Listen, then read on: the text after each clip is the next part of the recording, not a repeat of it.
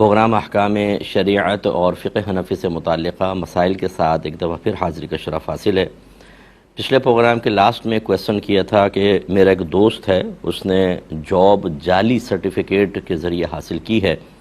تو کیا اس کی شکایت لگا دینا شرعاً صحیح ہے؟ کمپنی وغیرہ کو بتا دیں کہ اس نے ایسا کیا ہے۔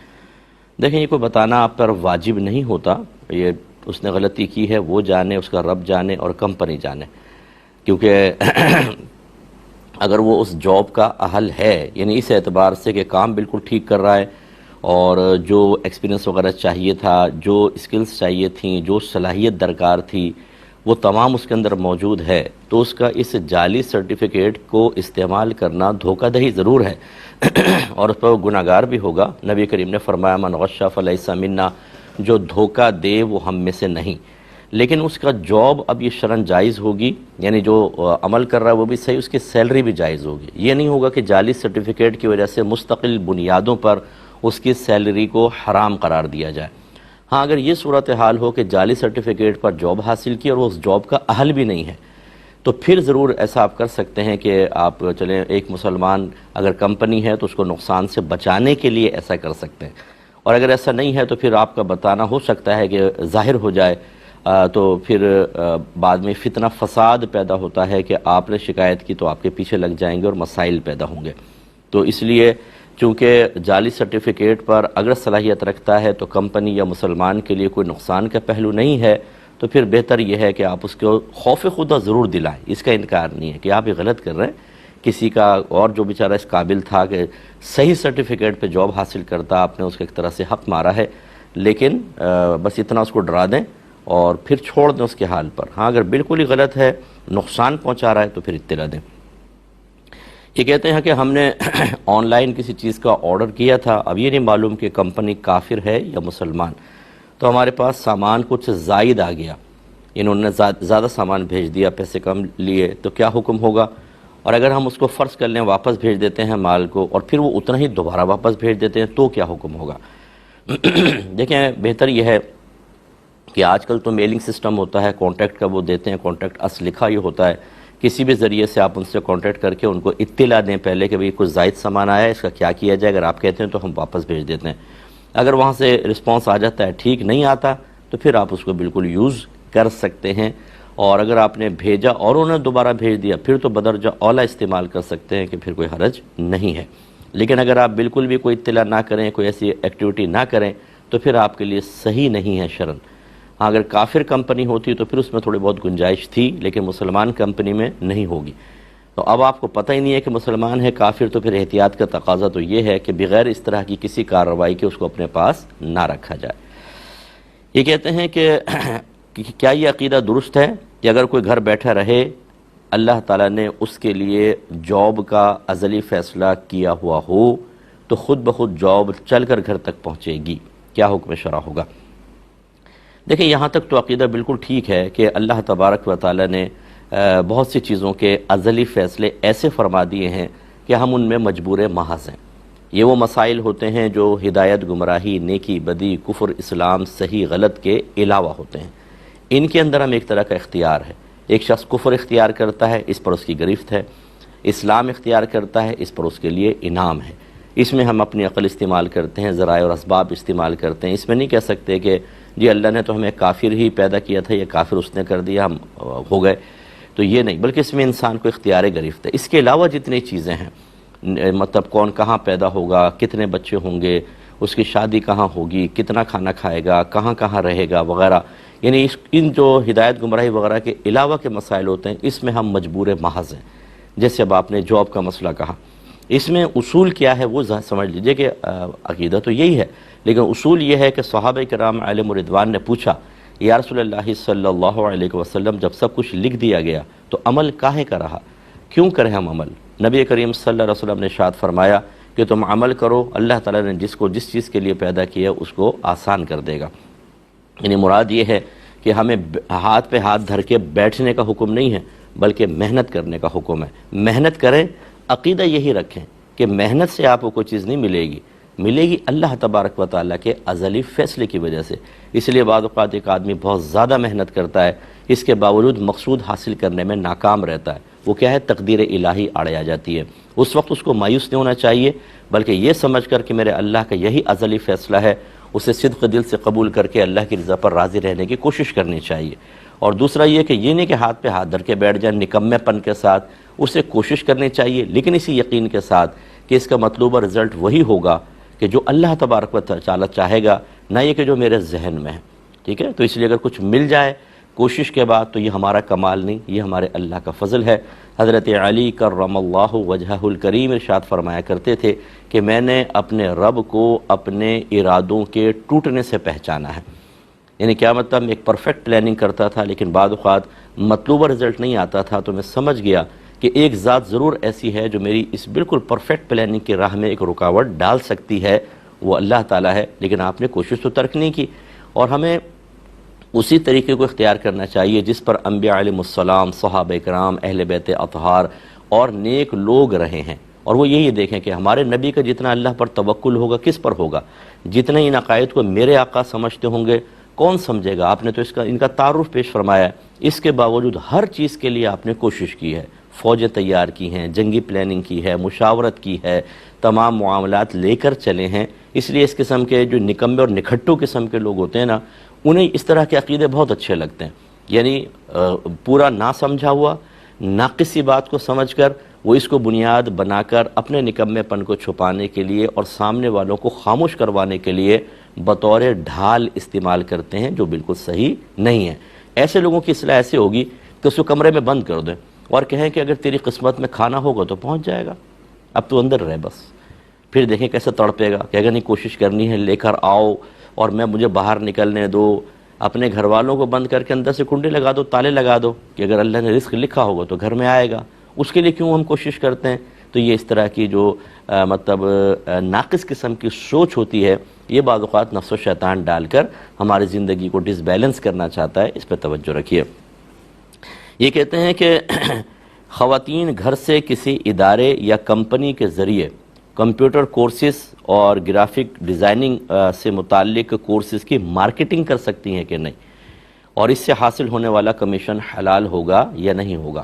جی بالکل کر سکتی ہیں ہماری بہنیں، اگر پردے میں رہ کر، کیونکہ اس میں اکثر کوئی سامنے آ کر آپ کو کہنا تو ہے نہیں۔ آپ کو مارکیٹنگ کا یہ بھی طریقہ کار ہوتا ہے، آپ میلز کرتے ہیں، آپ واٹس ایپ پہ میسیجز چلاتے ہیں اور اس کا انٹروڈکشن پیش کرتے ہیں، پھر وہاں سے جب کوئی کانٹیکٹ ہوتا ہے تو ان کو مکمل معلومات فراہم کرتے ہیں، اور اس طریقے سے جب کوئی کام وہ لے لے گا اس کمپنی سے تو کمپنی آپ کو کمیشن دے گی کہ آپ کی وجہ سے ایک آدمی وہاں تک آیا، تو یہ بالکل صحیح ہے۔ بس یہ دیکھ لیں کہ وہ کمپنی یا کوئی بھی جو ادارہ ہے، جو چیز وہ فراہم کر رہا ہے وہ بالکل صحیح ہونی چاہیے، اسلام کے خلاف نہ ہو، مسلمان کے خلاف نہ ہو، فحش چیز نہ ہو، خراب نہ ہو، دیگر دھوکہ بازی نہ ہو۔ بعض اوقات اسی طرح ممبر بنا کے ان کو پھنسا کر ان کے ذریعے بہت سارے لوگوں کو حاصل کیا جاتا ہے، پھر ان سے اماؤنٹ لیا جاتا ہے، اس کے بعد وہ غائب ہو جاتے ہیں اور یہ بیچارے آپس میں لڑتے رہتے ہیں اور ایک دوسرے کو برا بھلا کہتے ہیں۔ اس لیے یہ بھی تھوڑا اطمینان کیا جائے، اگر جب تک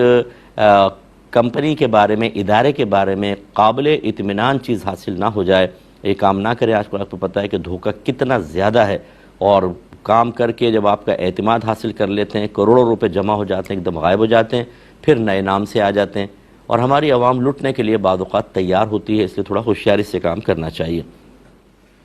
ایک کالر ہمارے ساتھ ہیں، پہلے کال لیں گے۔ السلام علیکم۔ السلام علیکم بہن، فرمائیں کون ہے؟ السلام علیکم۔ السلام علیکم ورحمۃ اللہ۔ جی وعلیکم السلام۔ جی وہ صاحب، میرا پہلا سوال یہ ہے، کسی شخص کو کافی سال پہلے قرضہ دیا تھا، لیکن اس قرض خواہ نے وہ قرضہ اپنی مرضی سے اسے معاف کر دیا، تو کیا اب گزشتہ سالوں کی زکوٰۃ ادا کرنا ہوگی؟ یعنی بعد میں کیا؟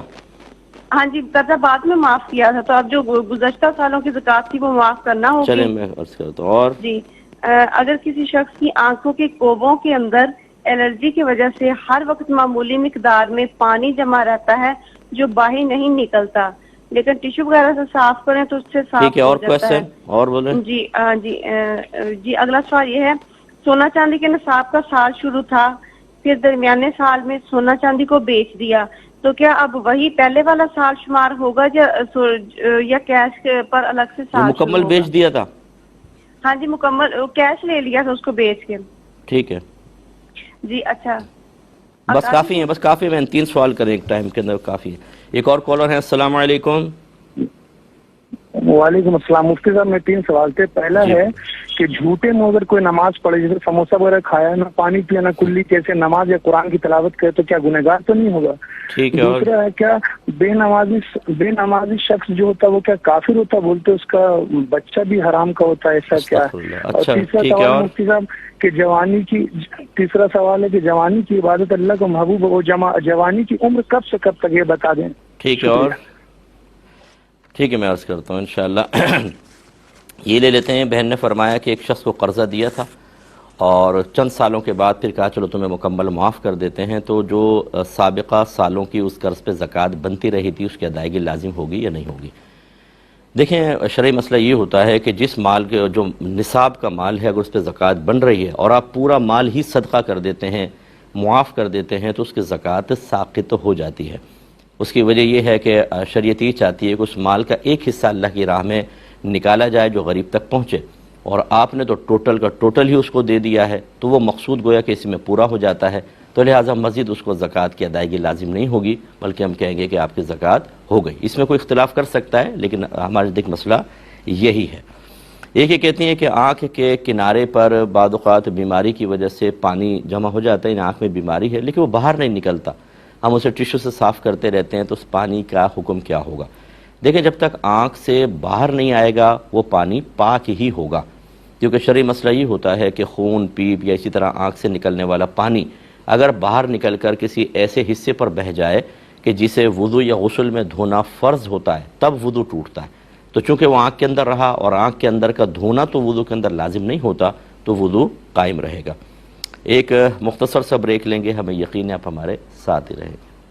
بسم اللہ الرحمن الرحیم. یہ پوچھا کہ کچھ سونا چاندی تھا جیسے 2-3 مہینے گزرے تو اس کو بیچ دیا اور وہ کیش کی شکل میں ہو گیا، تو کیا جب کیش کی شکل میں ہوا تو نیا سال کہلائے گا یا پرانا سال ہی شمار ہوگا؟ دیکھیں یہ مطلب فقہی مسئلہ کہلاتا ہے. مطلب ایسا نہیں ہے کہ براہ راست اس کے اوپر بہت سی چیزیں ایسے مسائل ہوتے ہیں کہ براہ راست قرآن و حدیث سے اس کے اوپر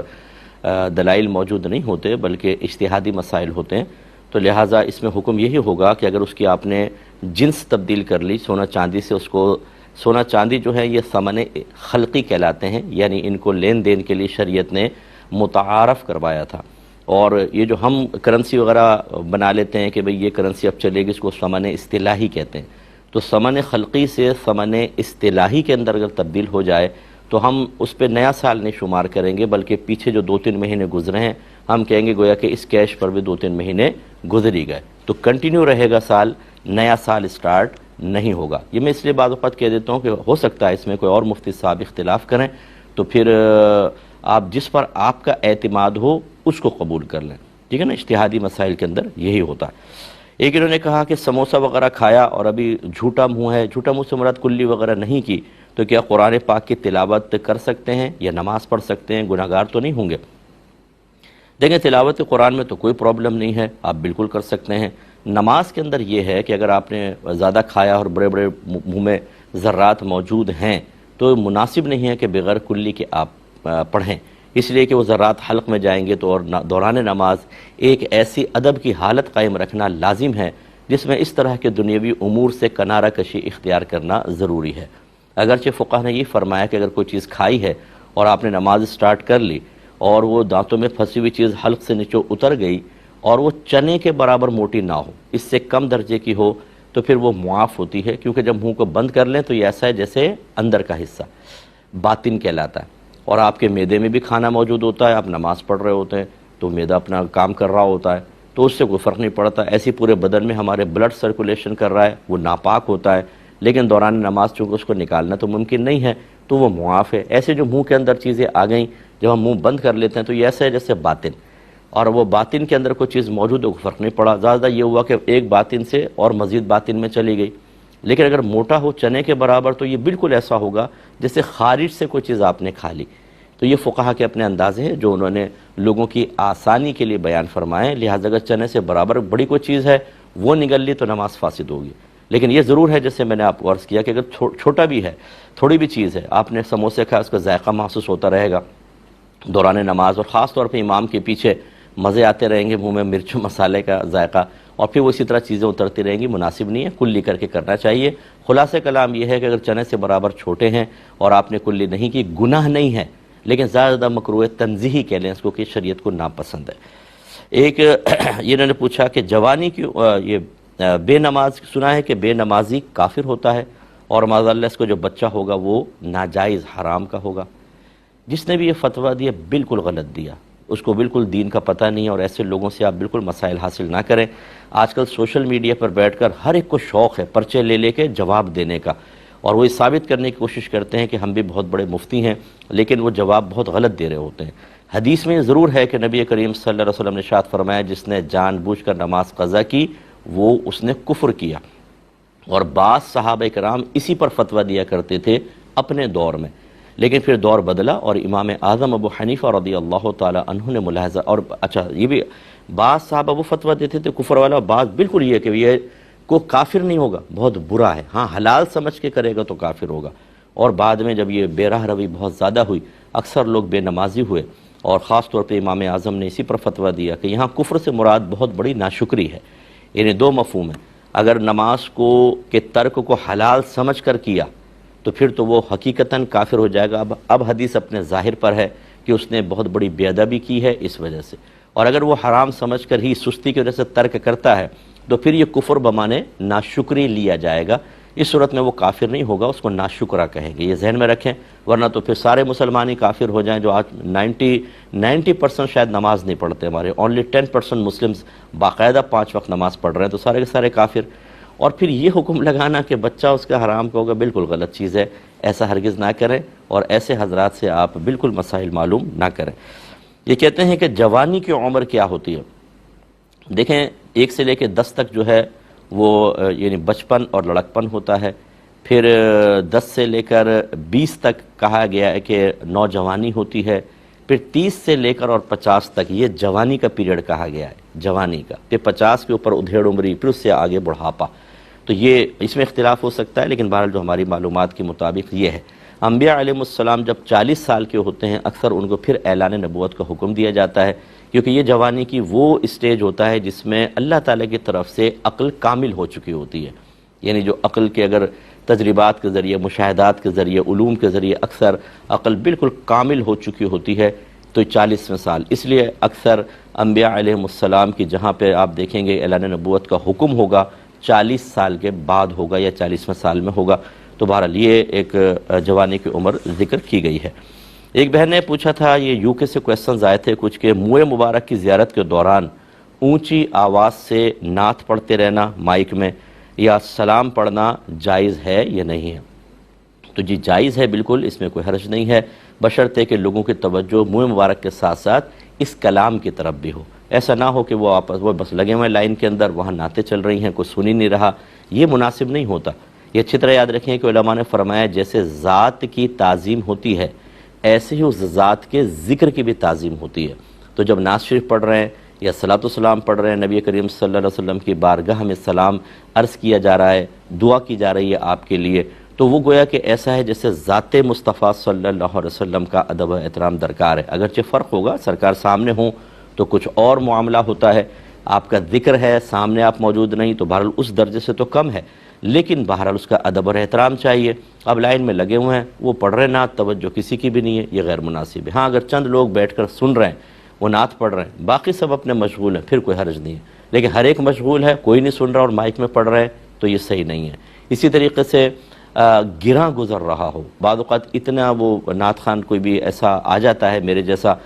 کہ جس کو اتنا ملکہ حاصل نہیں ہے پڑھنے پر، تو وہ سماع خراشی ہوتی ہے، لوگ اور پورے تیز آواز کھول دیتے ہیں، وہ کانوں میں چبھ رہی ہے، لوگ تکلیف میں مبتلا ہیں، پریشان ہیں، وہ مطلب دماغ یوں چٹخ رہا ہے بعض اوقات۔ تو اس طرح کا کلام پڑھنا بھی، کلام منع نہیں لیکن یہ انداز اختیار کرنا منع ہے، اس میں بھی احتیاط کرنی چاہیے۔ اس طرح کہتے ہیں کہ اس دوران باتیں کرنا، آپس میں ملنا ملانا یا آہستہ آواز میں درود پاک پڑھنا، یہ کیسا ہے؟ تو باتیں بالکل آپ کر سکتے ہیں، اس میں کوئی شرعن حرج نہیں ہے۔ ہنسی مذاق ٹھٹا ایسا کہ بے ادبی نظر آئے وہ مناسب نہیں ہوتا اس قسم کی پاکیزہ محفل کے اندر باقی ملاقات کرنا۔ وہ تو نبی کریم کے سامنے بھی صحابہ آتے تھے تو ملاقات کر لیا کرتے تھے، بات ہو جایا کرتی تھی، اور آہستہ آواز میں درود پاک پڑھنے میں بھی کوئی حرج نہیں ہے۔ اسی کویسچن کو لے لیتے ہیں کہ اگر کوئی قریبی رشتہ دار ہے اور سامنے والا کسی وجہ سے اس کی موت کی خبر نہیں دیتا، دیگر معاملات گویا کہ بالکل دور کر دیتا ہے اور پھر دفنا بھی دیتا ہے، تو کیا حکم شرع ہوگا؟ دیکھیں یہ سخت گناہ ہے۔ پہلی بات تو یہ کہ ملنے نہ دینا یہ قطع تعلقی اور قطع رحمی کے اندر آتا ہے، اور شریعت نے اس کو سختی سے منع کیا، یہ حرام اور گناہ کبیرہ ہے۔ بلکہ اگر کوئی اس کو حلال سمجھے گا، بغیر کسی شرعی وجہ کے قطع تعلق یا قطع رحمی کو حلال سمجھے گا تو کفر بھی ہے، کیونکہ قرآن کی نصوص قطعیہ سے اس کا حرام ہونا ثابت ہے۔ ہاں اگر کوئی معقول وجوہات ہیں، جیسے کہ آپ ارشاد فرما رہے ہیں ٹائم نہیں ہوتا کہ ہم لمبی بات کر سکیں، اس وجہ سے میں بڑی معذرت چاہتا ہوں کہ میں آپ کے سوال کو بعض اوقات کاٹ دیتا ہوں، کیونکہ بہت لوگ متوجہ ہوتے ہیں، سوال بریک کر جائے تو ہر ایک کی وہ ضرورت کا نہیں ہوتا تو پھر لوگوں کو کوفت ہوتی ہے، اس وجہ سے میں نے آپ کو روک دیا۔ لیکن ہم اس کا جواب آپ کو یہی دے دیں گے کامل انداز سے کہ اگر فرض کر لیں آپ کا کوئی قصور ہے اور خود وہاں شریعت یہ کہتی ہے کہ ٹھیک ہے اب آپ قطع تعلق کر سکتے ہیں، تو پھر کوئی حرج نہیں ہوتا۔ اس کے کئی صورتیں ہو سکتی ہیں، مثال کے طور پہ کوئی شخص ایسا ہے کہ جس نے اپنے عقائد کو تبدیل کر لیا اور کفری عقائد اختیار کر لیے، مرتد ہو گیا، یا اعلانیہ طور پہ وہ گناہ ایسے کرتا ہے کہ اگر ہم اس سے رابطہ رکھتے ہیں یا بچے جاتے ہیں تو گناہ سرائیت کر جائیں گے ہمارے اندر، اور ہم بھی ان گناہوں کے اندر مشغول ہو جائیں گے۔ اسی طریقے سے کوئی دھوکے باز قسم کا ہے، جادو ٹونے میں بعض لوگ بڑے ماہر ہوتے ہیں، برملا اظہار کرتے ہیں تم پہ ایسا جادو کراؤں گا تمہاری خوشیاں ختم کر دوں گا اور فلاں فلاں فلاں، اس کے شر سے محفوظ رہنے کے لیے اگر کوئی قطع تعلق کرتا ہے تو پھر تو کوئی حرج نہیں ہے۔ لیکن اگر ایسی وجوہات نہیں ہے بلکہ دنیاوی عام وجوہات ہے، تم نے یہ کہہ دیا تھا، تم نے فلاں بات کہہ دی تھی، تم نے رشتہ نہیں دیا تھا، تم نے ہماری اوبھگت صحیح نہیں کی تھی، اور اس وجہ سے قطع رحمی قطع تعلق کرے تو حرام اور گناہ کبیرہ ہی ہوگا۔ دوسرا ہماری بہن نے یو کے والی نے پوچھا تھا کہ یو کے کمیونٹی سینٹر میں منہ مبارک لانا، جہاں غیر مسلم بھی اپنا پروگرام کرتے ہوں اور شراب وغیرہ پی جاتی ہو، کیا حکم شرع ہوگا؟ دیکھیں اگر تو بیک وقت یہ صورتحال ہو کہ یہاں شراب پی رہے ہیں، یہاں آپ منہ مبارک لے آئے، پھر تو بالکل بے ادبی ہے۔ لیکن اگر ایسا ہال ہے جس کو بک کرایا جاتا ہے، جیسے ہمارے یہاں شادی ہال ہوتے ہیں، کمیونٹی ہالز ہوتے ہیں، کہ ایک آدمی بک کرواتا ہے، اپنی ایکٹیویٹی کرتا ہے، پھر وہ چلا جاتا ہے، کلین کیا جاتا ہے، پھر دوسرا آ کے دوسرے کو تقریب کر رہا ہوتا ہے، اس میں شرعاً کوئی حرج نہیں ہے۔ وہ آ کے چلے گئے تو ٹھیک ہے، اس میں کوئی مسئلہ نہیں۔ ایک مختصر سا بریک لیں گے، ہمیں یقین ہے کہ ہمارے ساتھ ہی رہیں گے۔ بسم اللہ الرحمن الرحیم۔ یہ آخری ایک انہی بہن نے کویسچن کیا تھا کہ بعض لوگ ایسے ہیں جو منہ مبارک کو مختلف گھروں میں لے کے جاتے ہیں، جب محافل ہوتی ہیں تو وہ لے کے چلے جاتے ہیں، اور اسی طرح مساجد کے اندر محافل ہوتی ہیں تو وہ لے کر آتے ہیں، پھر لوگ اس کو دیکھ رہے ہوتے ہیں، کیا حکم شرع ہوگا؟ دیکھیں لے جانے میں تو کوئی حرج نہیں ہے، اگر واقعی معروف ہے کہ وہ منہ مبارک ہے، نبی کریم صلی اللہ علیہ وسلم سے اس کو نسبت حاصل ہے، اگرچہ اس کی کوئی گارنٹی تو نہیں ہوتی بعض اوقات، یعنی اسے ظاہری علامات بھی نہیں ہوتی ہیں۔ ظاہری علامات ایسے ہو سکتی ہیں، جیسے میں نے پڑوسی ملک میں ایک دفعہ گیا تو مجھے دکھایا کہ وہ ایک بال سے گچھا بن گیا تھا بالوں کا، ماشاءاللہ وہ نشو و نما پا رہے تھے۔ اب وہ بھی بہرحال اللہ ہی بہتر جانتا ہے، ہم قسم کھا کے تو نہیں کہہ سکتے کہ نبی کریم صلی اللہ علیہ وسلم کے منہ مبارک ہیں، لیکن حسن ظن قائم کر سکتے ہیں اگر اس کا ادب اور احترام کیا جائے تو۔ اس میں ادب احترام کرنے میں تو شرعاً کوئی گریفت نہیں ہے۔ ہاں یہ ہو سکتا ہے کہ بے ادبی میں کہ نبی کی طرف نسبت کی اور پھر بھی ہم بے ادبی کریں، وہ غلط ہوگا۔ تو یہ ہے کہ اگر واقعی ایسا ہے تو لے جانے میں تو کوئی مسئلہ نہیں ہے، ادب کے ساتھ لے جا سکتے ہیں۔ لیکن جو آج کل لوگوں نے ایک پیشہ بنا لیا ہے کہ وہ لے کے کیوں جاتے ہیں؟ تاکہ لوگ لائنیں لگائیں اور ان کو پھر نذرانے دیں، یعنی منہ مبارک کو بھی کیش کرنا شروع کر دیا ہے اور لے جا کے پھر رکھ دیتے ہیں اور اس سے پیسہ کمانا شروع کر دیا۔ یہ شرعاً بالکل ٹھیک نہیں ہوتی چیز، اپنے گھر میں رکھیں ادب کے ساتھ اگر یہ اس طرح کی حرکتیں کرنی ہیں۔ اور یہی وجہ ہے کہ جب اس طرح کوئی چیز دیکھتا ہے تو ملتی ہے ترغیب، پھر دوسرا جعلی کوئی بال بنا کر اس کی زیارت کروانا شروع کر دیتا ہے۔ یعنی اندازہ کریں بی بی فاطمہ رضی اللہ تعالی عنہا کے سر کے بال کی زیارت کروائی جائے گی۔ بی بی فاطمہ کا بال آپ کے پاس کہاں سے آ گیا؟ وہ تو اتنی پردے میں رہا کرتی تھی، اتنی متقیہ، آپ کے پاس کیسے آ گیا بال؟ بی بی فاطمہ کی چادر کی زیارت کروائیں گے، آپ کے پاس کہاں سے آ گئی چادر؟ تو یہ جو اس طرح کی بعض چیزیں بہت جھوٹ بول کر، غلط بیانی کر کے صرف لوگوں کی سادہ لوہی، ان کی حسن عقیدت سے فائدہ اٹھانا اور مال کمانا، اور پھر آپ ان کو اگر غور سے کبھی ان کا پیچھا کریں اور دیکھیں، یہ اتنا ادب بھی نہیں کرتے چیزوں کا، کیونکہ انہوں نے تو پیشہ بنایا ہوا ہے۔ وہ کمانے کا ذریعہ بنایا ہوا ہے۔ ایسے لوگوں کی حوصلہ شکنی بھی بہت زیادہ ضروری ہے جو یہ ہر جگہ لے جا کر اور خود اپنے آپ کو بڑا عاشق رسول ظاہر کریں گے، نمازیں نہیں پڑھیں گے، روزے نہیں رکھیں گے، گالی گلوچ بھی ہیں، تمام غلط چیزیں بھی کر رہے ہیں، لیکن منہ مبارک کی وجہ سے لوگ بڑا تعظیم عزت دینا شروع کر دیتے ہیں، جسے بہت بڑا یہ اللہ کا ولی ہے، نمایاں جگہ پہ بٹھائیں گے، ان کو نذرانے دیں گے، کھانے دیں گے۔ مفت کی حکومت آ گئی صاحب،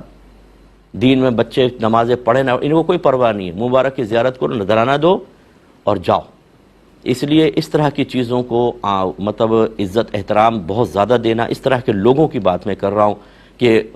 دیگر دیکھنے والے بھی کہیں یار نماز پڑھ کے روزہ رکھ کر زکوٰۃ دے کر حج کر کے وہ عزت نہیں ملی جیسا یہ ایک نے منہ مبارک لایا اور اس کو پیسے بھی مل گئے، سب کچھ ہو گئے، تو کیوں نہ میں ایسا کروں۔ بس پھر وہ شیطان 10 خیالات ڈالتا ہے، کتنا فراڈ ہو رہا ہے یہ آپ بھی اچھی طرح جانتے ہیں، اس لیے ان چیزوں کے اندر ذرا احتیاط کی جائے تو زیادہ بیسٹ رہے گا۔ ایک کویسچن یہ کیا تھا، ابھی آف ایئر آیا تھا یہ کہ ایک مکان تھا جس میں ایک فلور پہ ایک بھائی رہتا ہے، دوسرے فلور پہ دوسرا بھائی رہتا ہے، پھر والد صاحب کا انتقال ہو گیا، تو یہ نوجوان کہتا ہے کہ ایک فلور اب میرے اچھے سے ہے تو میں اگر کیا اس کو کرائے پہ چڑھا سکتا ہوں، اسے کرایہ لے سکتا ہوں، جبکہ بہنیں بھی موجود ہیں۔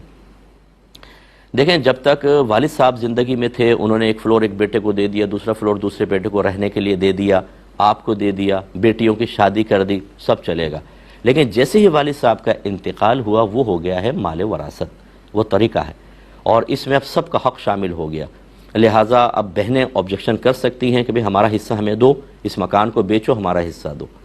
اب یہ ہو سکتا ہے کہ ایک صلح کی صورت ہوتی ہے کہ جو فلورز میں رہتے ہیں بھائی وہ یہ کہیں کہ بھئی آپ پہلے اس کا پورے مکان کی قیمت نکلواتے ہیں، پھر ہم سب کے حصے ڈیوائیڈ کرتے ہیں، پھر تم یہ مکان نہ بکواؤ، ہم یہاں رہ رہے ہیں فیملی کے ساتھ، جو تمہارا حصہ بنتا ہے وہ پیسہ ہم آپ کو دے دیں گے، بہنیں راضی ہو جائیں تو بس ٹھیک ہے، وہ قسطوں میں دے دیں چاہے یکمشت دے دیں پھر وہ ٹھیک ہے، لیکن جب تک یہ تقسیم نہ ہو، بہنیں چاہ رہی ہیں کہ ہمیں ملے، بھائی کہہ رہے ہیں ہم فیملی کو کہاں لے کر جائیں، یعنی کیا مطلب ہے کہاں لے کر جائیں، ان کا حصہ آپ دبا کر بیٹھے ہوئے ہیں، وہ تکلیفیں برداشت کریں، وہ انتظار کرتے رہیں، آپ اپنی فیملی کے ساتھ آرام سے رہتے رہیں ان کے حصے کے اندر، کیونکہ آپ کے اس فلور کے اندر ان کا بھی حصہ شامل ہے، یہ ہے گناہ کبیرہ، یہ ہے وراثت کو حق کو کی ادائیگی میں تاخیر کرنا، اور اگر بالکل ہی منع کر دیں کہ ہم تو نہیں دیں گے تو نبی کریم صلی اللہ علیہ وسلم نے ارشاد فرمایا جو کسی وارث کو اس کی وراثت سے محروم کرے تو اللہ تبارک و تعالیٰ اس کو جنت کی میراث سے محروم کر دے گا۔ اور یاد رکھیں جب تک تقسیم سے قبل اگر آپ کوئی اس طرح کی چیزیں کرائے پہ چڑھاتے ہیں تو جو بھی حصے دار ہوتے ہیں جتنے بھی مطلب یہ کہ شرکاء ہیں اس کرائے میں ان کا بھی حصہ ہوگا، جتنا پرسنٹ ان کا حصہ بنتا ہے اتنا پرسنٹ اس کرائے کے اندر سے حصہ اس کو دینا ہوگا، بہنوں کو کرایہ بھی ملتا رہے گا، یعنی اس کرائے کے اندر سے دینا ہوگا، بھائیوں کو بلکہ بنے گا، تو اس لیے فوراً سے پیشتر آپ یہ کام کریں۔ اب دیکھیں معذرت کے ساتھ آپ ناراض مت ہوئیے گا، ہمارے والدین جو ہوتے ہیں بیچارے یہ نہ دین سیکھتے ہیں نہ کچھ، اپنی اولاد کو پراپرٹی بنا کر دے دی، یہ کر دیا وہ کر دیا، ان کو اسکول میں پڑھا دیا، وہ رخصت ہو گئے، اب وہ لڑ رہے ہیں، گناہ کبیرہ کر رہے ہیں، اپنے نام اعمال میں گناہ پہ گناہ لکھوا رہے ہیں، یہ اپنے وہاں یا راحت آرام سے رہ رہے ہوں گے؟ جو اپنی اولاد کو صحیح مسائل نہ سکھائے، انہیں گناہ کا راستہ دکھائے، دوسرے کے حق پر دبانے کے سلسلے میں شعور وغیرہ فراہم نہ کرے تو پھر وہ قبر میں راحت نہیں ملتی ہے، یاد رکھیں ان ناانصافیوں پہ شدید اضطراب ہوگا۔ میں عذاب کا لفظ اس لیے نہیں کہہ رہا ہوں کہ خواہ کوئی پریشان ہوگا، ورنہ اللہ تعالیٰ ناراض ہوا تو ہو سکتا ہے کہ اس میں عذاب کی صورت بھی بن جائے۔ اس لیے جتنے اس وقت لوگ ایسے موجود ہیں جو مجھے سن رہے ہیں، آپ فوراً سے پیشتر اپنی جتنی پراپرٹی ہے سب کچھ اس پر ایک فتویٰ لیں کہ اگر فرض کر لیں آج میں مر جاتا ہوں، میری زوجہ ہے، میرے بچے ہیں، ماں باپ نہیں ہیں، بھائی بہن ہیں، تو کس کو ملے گا کس کو نہیں، ماں باپ بھی ہیں تو پھر کس کو ملے گا کس کو نہیں، ایک فتویٰ اس پہ لے لیں، گھر والوں کو دے دیں کہ میرے مرنے کے بعد اس طرح تقسیم ہوگی۔ اب اگر فرض کر لیں اس آدمی کے مرنے سے پہلے کوئی وارث فوت ہو جائے وہ محروم ہو جائے گا، سمجھ لیں، مورث جس کی وراثت تقسیم ہوتی ہے اس کو مورث کہتے ہیں، مورث کی زندگی میں اگر کوئی وارث فوت ہو جائے تو وہ محروم ہے، پھر اس کو نہیں ملے گا، لیکن اگر آپ کا انتقال ہوتا ہے تو باقی کا آپ سب لکھ کر گئے ہیں اور اس میں ساری سچویشن لکھ دیں کہ مکان بنا کر دیا تھا، بچے اس میں رہ رہے ہیں، تو میرے مرنے کے بعد اس مکان کی تقسیم کا طریقہ کیا ہوگا، ایک دکان ہے اس کا کرایہ آتا ہے گھر میں، سب کا گھر کا نظام چلتا ہے، اس دکان کا معاملہ کیا ہوگا، کیا بیٹا اس پہ قبضہ کر لے یا ایک بیٹا باپ کے ساتھ کاروبار کرتا ہے، باقی بیٹے جاب کر رہے ہیں، اب باپ کا انتقال ہوا، اس کاروبار کا کیا مسئلہ ہوگا، یہ سب آپ فتویٰ لے کے رکھیں، ورنہ آپ دنیا سے رخصت ہو جائیں گے، آپ کے لیے پرابلم ہوگی۔ اور یہ جو بڑے مطلب فخر سے کہتے ہیں 2 شادیاں کرو 3 شادیاں کرو، مسائل بالکل نہیں سکھائیں گے اپنے اولاد کو، نہ بیویوں کے مابین عدل و انصاف کر رہے ہیں، یہ فوت ہوتے ہیں۔ اتنے میرے پاس کیسز آتے ہیں، سب سے خطرناک کیسز یہ ہوتے ہیں، ایک بیوی چاہتی ہے پراپرٹی مجھے اور میرے بچوں کو ملے، دوسری چاہتی ہے مجھے اور میرے بچوں کو ملے، وہ صاحب رخصت ہو گئے 3 بیویوں کا جھنڈا اٹھا کے، 4 بیویوں کا جھنڈا اٹھا کر، حالانکہ اللہ نے فرمایا تھا فَإِن خِفْتُمْ أَلَّا تَعْدِلُوا فَوَاحِدًا، اگر تمہیں خوف ہو کہ تم عدل و انصاف نہ کر سکو گے تو صرف ایک سے نکاح کرو۔ لیکن یہ بعض اوقات معذرت کے ساتھ اہل علم بھی ترغیبیں دے رہے ہوتے ہیں 2 شادیاں کرو 3 شادیاں کرو، بھائی آپ نے کر لی تو ٹھیک ہے کر لو، اپنے اس 3 کو جسٹیفائی کرنے کے لیے دوسروں کو آزمائش میں مت ڈالو، آپ کے پاس علم ہے، شاید آپ کے پاس تقویٰ ہو، شاید آپ عدل و انصاف کر سکیں، ترغیب تو دے دی آپ نے، مسئلہ آپ نے بتایا نہیں۔ ایک جاہل آدمی آپ کے کہنے پر 2-3 شادیاں کر لیتا ہے، اب ان میں عدل و انصاف نہیں کرتا۔ نبی کریم صلی اللہ علیہ وسلم نے ارشاد فرمایا جس کی 2 بیویاں ہوں وہ ایک کی طرف زیادہ مائل رہے، دوسرے کو محروم کرے، یہ بروز قیامت ایسا آئے گا کہ اس کی ایک جانب فالج زدہ ہوگی۔ آپ نے تو آزمائش میں ڈال دیا پبلک کو۔ اور میں آپ سے ایسے لوگوں سے میں کویسچن کرتا ہوں کہ جو آپ ترغیبیں دے رہے ہیں، جن کو ترغیب دی، اب ترغیب کے بعد ذرا بٹھا کے پوچھیں، فرض کرو تم دوسری شادی کرتے ہو،